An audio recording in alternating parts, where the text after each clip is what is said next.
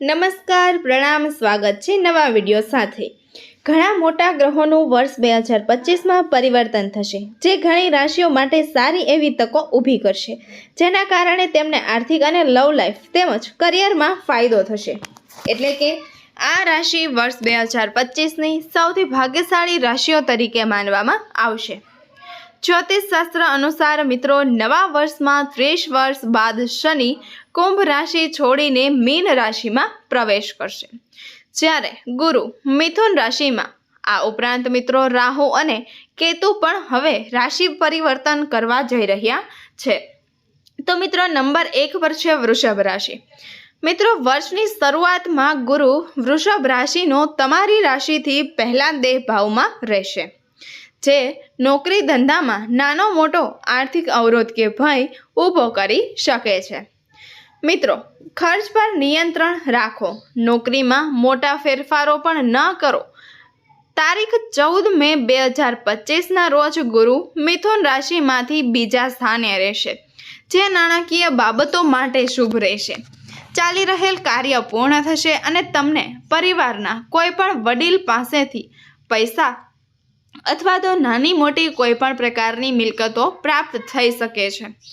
મિત્રો, જરૂરિયાત માટે પૈસા ભેગા કરવાનું સરળ બનશે। વર્ષની શરૂઆતમાં જ મિત્રો, શનિ તમારા 10મા કર્મ ભાવમાં કુંભ રાશિમાં રહી શકે છે, જેના કારણે તમને વ્યવસાયમાં પણ ઘણો લાભ આર્થિક થઈ શકે છે। તેમજ મિત્રો, તમારી આવક સ્થિર રહેશે અને તમને માનસિક રીતે શાંતિ મળશે। થોડી વધુ મહેનતથી તમને વધુ સફળતા મળશે, પરંતુ તમને લાભ પણ ઘણો ખરો થઈ શકે છે। તારીખ 29/3/2025થી શનિ તમારી રાશિથી 11મા લાભ સ્થાનમાં રહેશે, જે તમારી ખુશીઓમાં વધારો કરશે। દરેક કાર્યમાં વિલંબ દૂર થશે અને મિત્રો, તમને સફળતા પ્રાપ્ત થશે। નાની નાની શારીરિક સમસ્યાઓ પણ હવે દૂર થવા જઈ રહી છે। મહિલાઓ માટે આ વર્ષ થોડું ઝડપથી પસાર થશે, પરંતુ માર્ચ 2025થી ખૂબ જ સારો સમય શરૂ થઈ શકે છે, જે દરેકની મનોકામના પૂર્ણ કરશે અને દરેક કાર્યમાં મિત્રો તમને લાભ આપશે। વિદ્યાર્થીઓ માટે આ વર્ષની શરૂઆતમાં અન્ય મુશ્કેલ કાર્યો છોડીને અભ્યાસમાં ધ્યાન કેન્દ્રિત કરવું એ પણ તમારા માટે ફાયદાકારક રહેશે। માર્ચ 2025થી સમય સુધરશે, પરિણામ સારું આવશે, ઉચ્ચ શિક્ષણની તકો પણ સારી રહેશે। નંબર 2, કન્યા રાશિ। મિત્રો, વર્ષની શરૂઆતમાં ગુરુ તમારી રાશિથી 9મા ભાવમાં વૃષભ રાશિમાં ભ્રમણ કરશે। મિત્રો, વ્યવસાયમાં સફળતાની તક આપતી નોકરી પણ હવે તમારા માટે શુભ હોઈ શકે છે। મોટા લાભ અને વિદેશ જવાની તકો પણ મળશે। લગ્ન અને સંતાનના જન્મની પણ સંભાવનાઓ છે। મિથુન રાશિનો ગુરુ તમારી રાશિથી 10મા કર્મગૃહમાં પ્રવેશ કરશે, જેના કારણે નોકરી ધંધામાં નાના મોટા ફેરફારો થશે અને પ્રવાસના યોગ બનશે। આવકનું પ્રમાણ જમીન પર રહેશે। મકાન, મિલકત કે અન્ય કોઈ કામમાં ખર્ચ પણ થઈ શકે છે। વર્ષની શરૂઆતમાં કુંભ રાશિનો શનિ તમારા 6ઠા રોગ શત્રુ ઘરમાં રહેશે। આ સ્થાન પર શનિ સાનુકૂળ રહે છે। કોર્ટ કચેરીના વિવાદ, લડાઈ, સ્પર્ધા વગેરેમાં વિજય, મોટો આર્થિક લાભ, શત્રુઓ પર વિજય, ધંધાકીય પ્રવાસની શક્યતાઓ છે। તારીખ 29 માર્ચ 2025થી મીન રાશિનો સ્વામી શનિ તમારી રાશિથી ભાગીદારીના 7મા ભાવમાં જશે, જેના કારણે વૈવાહિક જીવન, કામ વગેરેમાં ગેરસમજ ઊભી નહીં થઈ। મહિલાઓ માટે આ વર્ષ ફળદાયી માનવામાં આવે છે। વર્ષના મધ્ય ભાગની સ્વાસ્થ્યમાં સુધારો થતો જણાય છે। નોકરી ધંધામાં ધંધાકીય લાભ અને આર્થિક સમસ્યાઓ દૂર થશે। વિદ્યાર્થીઓ માટે આ વર્ષ સારું રહેશે। મહેનતના પ્રમાણમાં અપેક્ષિત પરિણામ પ્રાપ્ત થશે। નંબર 3, મકર રાશિ। વર્ષની શરૂઆતમાં વૃષભ રાશિનો ગુરુ તમારી રાશિથી 5મા ભાવમાં ગોચર કરશે। મિત્રો, જેના કારણે તમારા કામકાજમાં સફળતા અને નોકરી ધંધામાં ધન પ્રાપ્તિ, જીવનમાં સુખ અને સફળતાની સંભાવનાઓ બની રહેશે। સંતાનની સમસ્યા દૂર થશે। નોકરીમાં પ્રમોશન શક્ય છે। વિદેશ જવાનું સ્વપ્ન સાકાર થશે। તારીખ 14/5/2025 રોજ મિથુન રાશિમાં ગુરુ તમારી રાશિથી છઠ્ઠા રોગ શત્રુ ઘરમાં પ્રવેશ કરશે, જેના કારણે શારીરિક કષ્ટ અને અંગત વ્યક્તિના વિશ્વાસઘાતની શક્યતાઓ રહેશે.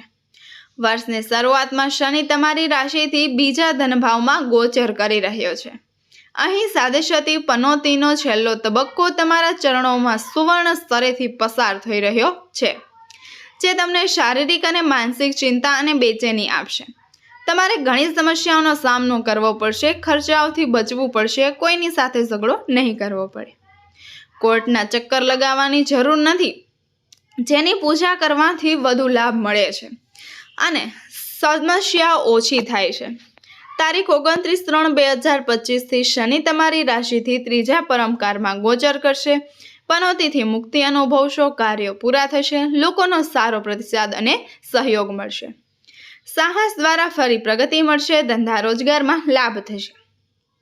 આ વર્ષની શરૂઆત મહિલાઓ માટે અસ્વસ્થ ચિંતાઓ અને સમસ્યાઓ લઈને આવશે, પરંતુ માર્ચ 2025થી બધી સમસ્યાઓનો અંત આવશે તેમજ સારી સંપત્તિનું સર્જન થશે. વિવાદોનો ઉકેલ આવશે, બાકી કામ પૂર્ણ થશે. વિદ્યાર્થીઓ માટે આ વર્ષની શરૂઆત સારી રહેવાની છે. સખત મહેનતથી સફળતા મળશે. માર્ચ 2025થી તમારે ઉચ્ચ ડિગ્રી મેળવવા માટે સખત મહેનત કરવી પડશે. તમને ઘણી મહેનત પછી સફળતા મળશે. વર્ષના અંતમાં કેટલીક મુશ્કેલીઓ આવી શકે છે. નંબર 4 પર છે કુંભ રાશિ. વર્ષની શરૂઆતમાં વૃષભમાં ગુરુ તમારી રાશિથી ચોથા ભાવમાં જશે, જે વ્યવસાય અને કાર્યસ્થળમાં નાણાકીય લાભ, પારિવારિક જીવનમાં સફળતા અને મિલકતમાં લાભની સંભાવનાઓ બનાવશે. તારીખ 14/5/2025થી ગુરુ તમારી રાશિથી 5મા ભાવમાં સ્થિત છે, જેના કારણે સુખ અને સફળતાની સંભાવના છે. સંતાન પ્રાપ્તિની સંભાવના છે અને સંતાનની સમસ્યા દૂર થઈ છે. ધાર્મિક યાત્રા થવાની સંભાવના છે. વર્ષની શરૂઆતમાં કુંભ રાશિમાં શનિ પનોતીનો બીજો તબક્કો ધંધાકીય નોકરી માટે લક્ષ્મી અથવા ધન આપનાર તાંબાના પાપ સાથે છાતીમાંથી પસાર થશે, પરંતુ પનોતીના કારણે સમયાંતરે શારીરિક અને માનસિક ચિંતા અને બેચેની રહે છે. વ્યસ્ત કાર્યોમાં ધીમી સફળતા પનોતીનો સમય છે. શનિ અને હનુમાનજીની યથાશક્તિ પૂજા કરો, જેનાથી વધુ લાભ થશે અને સમસ્યા ઓછી થશે. 29/3/25થી તમારી રાશિથી બીજા ધનભાવમાં પ્રવેશ કરશે.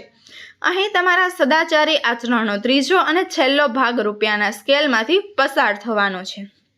આનાથી કરેલા કાર્યમાં સફળતા મળશે, વારસામાં લાભ થશે, જમીન મિલકતથી આર્થિક લાભ થશે. શનિદેવની પૂજા શરૂ કરો.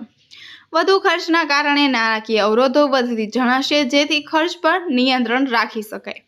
મહિલાઓ માટે આ વર્ષ માનસિક અને શારીરિક દ્રષ્ટિએ મધ્યમ માનવામાં આવે છે, પરંતુ આર્થિક અને સુખની દ્રષ્ટિએ સારું માનવામાં આવે છે. પનોતી હોવા છતાં શનિ અને હનુમાનજી ઉપાસના શરૂ કરવાથી ખૂબ જ લાભ થશે. પારિવારિક સુખ અને સંપત્તિની પ્રાપ્તિ થશે. શારીરિક સમસ્યાઓ દૂર થશે. વિદ્યાર્થીઓ માટે આ વર્ષ સખત મહેનત પછી સફળતા સુનિશ્ચિત કરશે. જો તમે ઓછું કામ કરશો તો પરિણામ ખરાબ આવી શકે છે. પાસ થવામાં કોઈ મુશ્કેલી નહીં પડે, પરંતુ માર્ક્સ ઓછા આવશે. ઉચ્ચ શિક્ષણ માટે વિદેશ જવામાં મુશ્કેલી આવશે. એકંદરે તમને સફળતા મળી શકે છે. ધન્યવાદ.